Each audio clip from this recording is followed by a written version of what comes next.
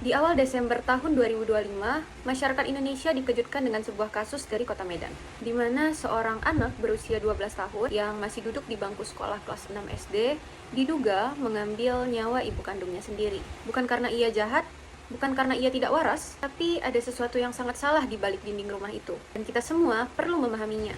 Dalam video ini, kita akan melihat kasus ini dalam kacamata psikologi forensik. Bukan untuk menghakimi, tetapi untuk belajar bersama. Sebelum kita memulai analisis lebih dalam, ada baiknya kita kenali dulu kasusnya secara jujur dan bertanggung jawab. Saya akan menjaga identitas pelaku karena pelaku masih anak-anak, kita sebut saja inisialnya AI. Berikut merupakan data kasus yang sudah saya kumpulkan dari sumber-sumber yang sudah terverifikasi. Kasus ini tidak terjadi dalam satu malam saja. Ada latar belakang panjang yang perlu kita pahami untuk mendalami kasus ini. Yang pertama, ada kondisi keluarga AI. Keluarga AI tinggal satu rumah, tetapi suasana rumah sudah lama tidak harmonis.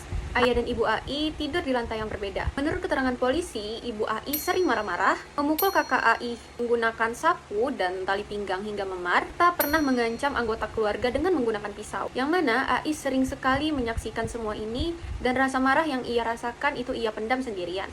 Adapun pemicu tindakan tersebut bisa terjadi, yakni sejak 22 November tahun 2025, AI sudah sempat terlintas di pikirannya untuk melukai ibunya.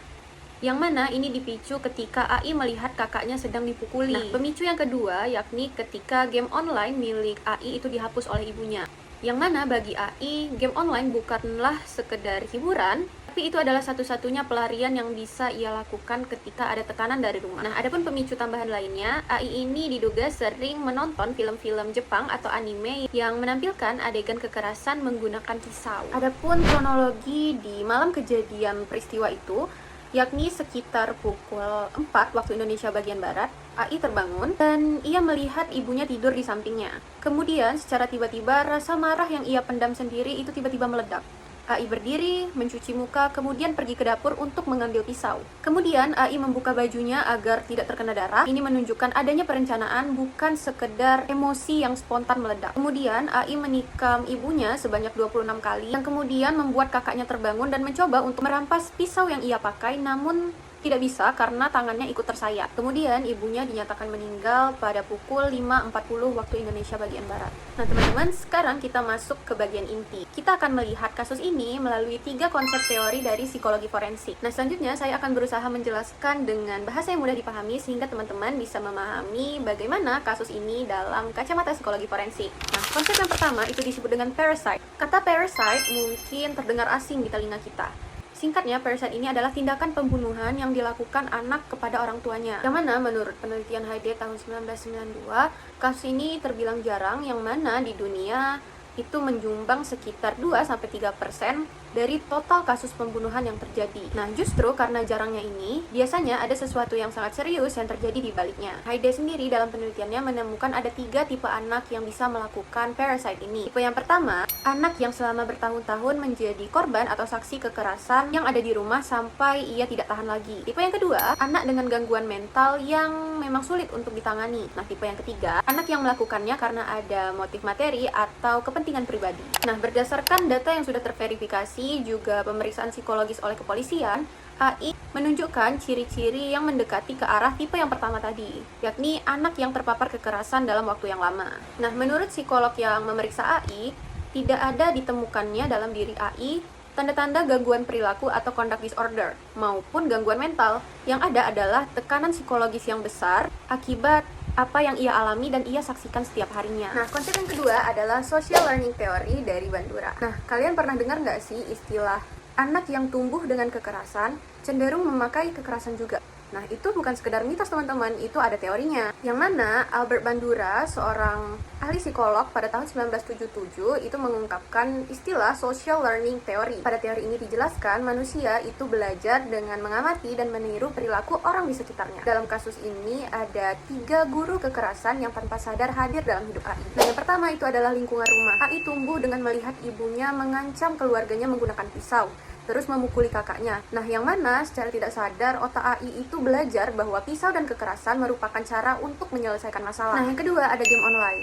Nah, tadi udah di-mention juga bahwa AI ini ketagihan untuk bermain game online murder mystery, yang mana tokoh-tokohnya itu membunuh menggunakan pisau. Psikolog menjelaskan Anak-anak yang bermain game itu tidak hanya menonton kekerasan, ia juga mengendalikan senjatanya dan mendapat hadiah atas tindakan yang ia lakukan tersebut. Ini memperkuat pola pikir anak bahwa kekerasan itu menghasilkan hadiah atau menghasilkan sesuatu. Kemudian yang ketiga yang udah dimention juga tadi, bahwa AI ini sering menonton anime atau serial Jepang dengan banyak adegan pembunuhan yang lagi-lagi menggunakan pisau. Paparan konten kekerasan yang berulang-ulang dipaparkan kepada anak akan menyebabkan otak anak itu terbiasa dan menganggap bahwa kekerasan itu adalah sesuatu hal yang normal. Tapi penting, psikolog Danti dari Kompas ID mengatakan bahwa anime dan game online yang dimainkan oleh AI bukan satu-satunya penyebab. Nah, mereka itu adalah pemicu, yang mana pemicu utamanya itu balik lagi merupakan kondisi rumah AI yang memang sehari-harinya memaparkan kekerasan. Ferguson tahun 2022 mengatakan bahwa jutaan anak memainkan game online setiap harinya dan tidak ada yang melakukan ini. Yang membedakannya dengan kasus ini adalah kerentanan psikologis yang sudah terlebih dahulu terbentuk akibat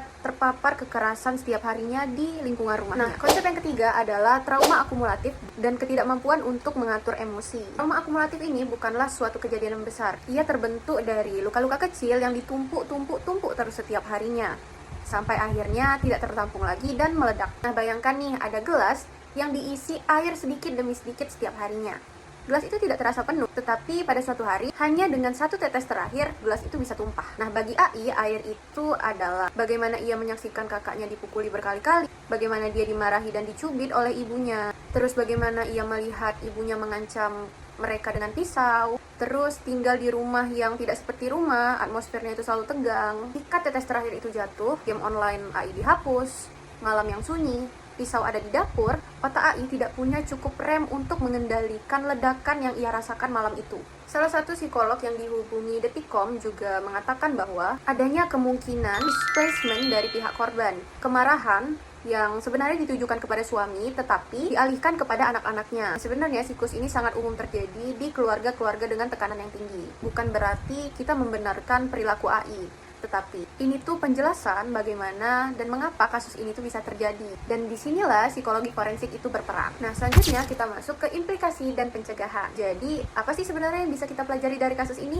Nah, yang pertama adalah pelajaran untuk keluarga. Kekerasan dalam rumah tangga, sekecil apapun, tidak pernah tidak terasa oleh anak. Anak itu menyerap semua yang ia lihat dan ia rasakan setiap harinya. Yang kedua, anak yang tampak biasa-biasa saja, terus cenderung pendiam, bisa saja mereka menyimpan luka yang dalam dirinya. Nah, ini perlu kita perhatikan dan jangan tunggu sampai meledak. Tiga, akses anak ke konten digital, terutama konten-konten kekerasan, itu perlu diperhatikan. Bukan dengan melarang total, tetapi dengan mendampingi dan membuka ruang bicara dengan anak. Nah, selanjutnya adalah pembelajaran untuk sistem. Kasus ini menunjukkan pentingnya deteksi dini terhadap kekerasan dalam rumah tangga. Guru, tetangga, dan konselor sekolah itu bisa menjadi garda terdepan ketika anak mengalami kekerasan di lingkungan keluarganya. Yang kedua, layanan psikologis untuk anak-anak yang hidup dalam lingkungan KDRT itu harusnya lebih mudah untuk diakses. Tiga, dalam kasus AI ini, kepolisian sudah melibatkan psikolog, kerja sosial, dan Bapas. Ini merupakan langkah yang tepat, yang mana proses hukum pada anak haruslah selalu mengutamakan kepentingan terbaik pada anak. Kasus AI bukan merupakan sekedar tindakan kriminal. Ini adalah cermin yang menunjukkan apa yang terjadi ketika sebuah rumah tidak lagi menjadi tempat yang aman bagi anak. Psikologi forensik mengajarkan kita untuk tidak fokus hanya kepada apa yang terjadi, tetapi terus bertanya, mengapa kasus ini terjadi dan bagaimana mencegahnya. Dan yang perlu kita pahami, anak tidak terlahir jahat. Mereka tumbuh dalam lingkungan yang membentuk mereka sehari-hari. Nah, itu tadi adalah salah satu kasus yang bisa kita analisis melalui kacamata psikologi forensik. Semoga konten ini bermanfaat untuk kita semua. Akhir kata saya akhiri. Assalamualaikum warahmatullahi wabarakatuh.